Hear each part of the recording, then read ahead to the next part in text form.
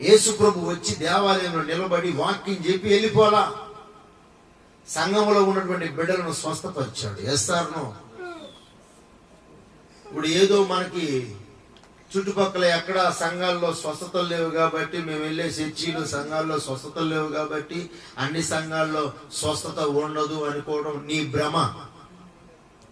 దేవుడు అందరికి ఒకటే మోకాలు ఇవ్వాల. రకరకాల మోకాలు ఉన్నాయి మనకి కదా. ఒకరికి ఇచ్చిన మోకాలు ఒకరికి లేవు, ఒకరికి ఇచ్చిన ఫింగర్ ప్రింట్స్ ఇంకొకరికి లేవు.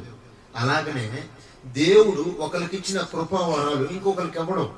ఎస్ఆర్ను ఒకరికి వాక్య వరం ఉంటే, ఒకరికి ఉపదేశించే వరం ఉంటే, ఒకరికి సంఘాన్ని కట్టే వరం ఉంటే, ఒకరికి దొడ్లోకి నడిపించే వరం ఉంటే, ఒకరికి ప్రవక్త వరం ఇస్తాడు, ఒకరికి స్వస్థత వరం ఇస్తాడు, ఒకరికి అపోస్తుల వరం ఇస్తాడు, ఒక్కొక్కరికి జరిగేది జరగబోయేది చెప్పేటట్లుగా అటువంటి కృప వరం ఇస్తాడు.